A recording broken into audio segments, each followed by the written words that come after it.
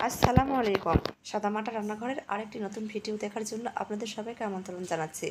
প্রতিদিনের মতো আজকেও আবার দুপুরে রান্নাবান্না আপনাদের সাথে শেয়ার করব। প্রথমে আলু দিয়ে ডিম রান্না করব। এখানে 7 পিস ডিম আগে থেকে সেদ্ধ করে খোসা ছাড়িয়ে নিয়েছিলাম। ডিমটা হলুদ লবণ মরিচ দিয়ে মেখে নিয়েছি। চুলার উপর কড়াই বসিয়ে দিয়েছি। কড়াইতে পরিমাণ মতো তেল দিয়ে দিব। তেল গরম হয়ে গেলে মেখে রাখা ডিম দিয়ে দিব আর নাড়াচাড়া চারদিক সমানভাবে ভেজে নিব। ডিম ভাজা হয়ে গেছে, উঠে নেব। ওই তেলের মধ্যেই আগে থেকে কাটে ধুয়ে রাখা আলু লবণ হলুদ মরিচ দিয়ে মেখে নিয়েছিলাম, সেটা তেলের মধ্যে দিয়ে দিব। দিয়ে নাড়াচাড়া ভেজে নিব। আজকের ভিডিও ভালো লাগলে একটা লাইক দিয়ে পুরো ভিডিও দেখে নেওয়ার অনুরোধ রইল। অনেকেই আছেন ভিডিও দেখেন কিন্তু লাইক করেন না। দয়া করে একটা লাইক দিয়ে অবশ্যই পুরো ভিডিও দেখার চেষ্টা করবেন। আলু ভাজা হয়ে গেছে, উঠে নিব। চুলার উপর একটা হাঁড়ি বসিয়ে দিয়েছি। হাঁড়িতে পরিমাণ মতো তেল দিয়ে দিব। তেল গরম হয়ে আসলে কাঁচামরিচ ফালি আর পেঁয়াজ কুচি দিয়ে দিব। নাড়াচাড়া কিছুক্ষণ ভাজে নেব। ভাজা হয়ে গেলে গরম মশলা দিয়ে দিব, এলাচ দারচিনি লবঙ্গ দিয়ে কিছুক্ষণ ভাজে নেব। ভাজা হয়ে গেছে, হাফ চামচ আদা রসুন বাটা দিয়ে পেঁয়াজের সাথে নাড়াচাড়া মিশিয়ে নিব। মিশানো হয়ে গেলে পরিমাণ মতো পানি দিয়ে দিব গুঁড়া মশলা দেওয়ার জন্য। হাফ চামচ ধনিয়া গুঁড়া, হাফ চামচ গুঁড়া মরিচ, হাফ চামচ হলুদ, স্বাদ মতো লবণ দিব। দিয়ে ভালোভাবে পেঁয়াজের সাথে মিশিয়ে নিব। মিশানো হয়ে গেলে মশলা ভালোভাবে কষে নিব। অবশ্যই ভালোভাবে কষাতে হবে।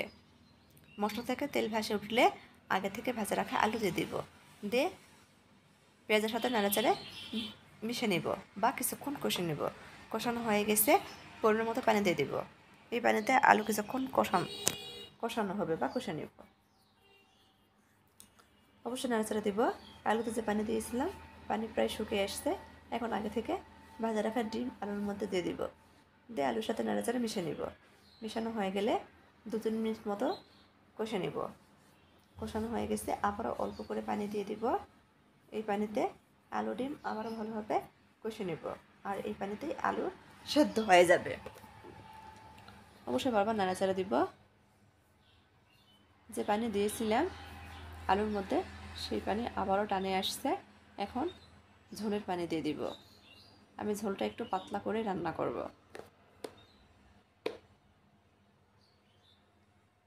পানি দেওয়া হয়ে গেছে, ঝোলের মধ্যে বলক চলে আসছে। নাড়াচাড়া দেব আর কিছুক্ষণ জাল করে নেব।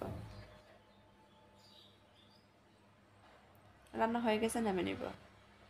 এখানে কয়েকটা পটল খোসা ছাড়িয়ে দুই পাশ থেকে কেটে নিয়েছি। এখন পটলের মধ্যে 1 চামচ গুঁড়া মরিচ, হাফ চামচ হলুদ, স্বাদ মতো লবণ দিয়ে মাখে নেব। মাখানো হয়ে গেছে, চুলার উপর কড়া বসে দিব। কড়াতে পরিমাণ মতো তেল দিয়ে দিব। তেল গরম হয়ে গেছে, মাখা রাখা পটল দিয়ে দিব। উল্টে পাল্টে ভেজে নিব।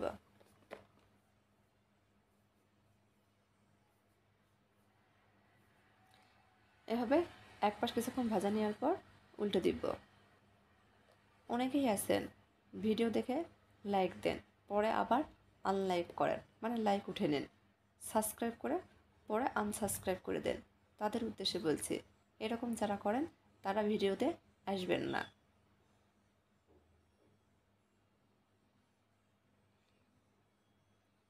পটলটা একটু খুন্তির সাহায্যে চাপে চাপে দিব, যাতে পটলের মধ্যে যে পানি থাকে সেটা বের হয়ে আসে। এভাবে পটল ভাজি করলে খেতে অনেক মজা হয়। পটলটা বারবার উল্টে পাল্টে ভাজা নিয়েছি। ভাজা হয়ে গেছে, উঠে নেব। এখন এই তেলের মধ্যে আগে থেকে আলু কাটে ধুয়ে লবণ হলুদ মরিচ দিয়ে মেখে নিয়েছিলাম, দিয়ে দিব।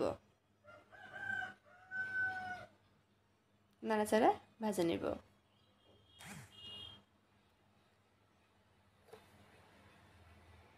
আমি সাধারণত ঘরে যা রান্না করি সেটাই আপনাদের মাঝে শেয়ার করি। আমার এই ঘরোয়া রান্নাবান্নায় কোনো ভুল হয়ে থাকলে সবাই খুব সুন্দর দৃষ্টিতে দেখবেন। উল্টে পাল্টে আলু ভাজা নেওয়া হয়ে গেছে, উঠে নিব। এখন ডালের বড়া বানাবো। এখানে ডাল বেটে নিয়েছি। ডালের মধ্যে স্বাদ মতো লবণ, হাফ চামচ গুঁড়া মরিচ, হাফ চামচ হলুদ, কাঁচামরিচ কুচি 3-4টা আর হাফ কাপ পেঁয়াজ কুচি, হাফ চামচ আদা রসুন বাটাতে ভালোভাবে মেখে নিয়েছি। চুলার উপর কড়া বসিয়ে দিয়েছি। পরিমাণ মতো তেল দিয়ে দিয়েছি। তেল গরম হয়ে গেলে ডালের সেই মিশ্রণ অল্প অল্প করে হাতে নিয়ে বড় আকারে গরম তেলের মধ্যে দিয়ে দিব। দেওয়া হয়ে গেছে।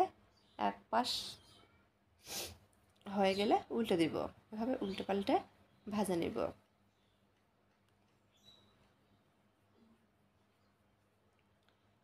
আমার আজকের ভিডিও ভালো লাগলে অবশ্যই চ্যানেলটি সাবস্ক্রাইব করে দিবেন।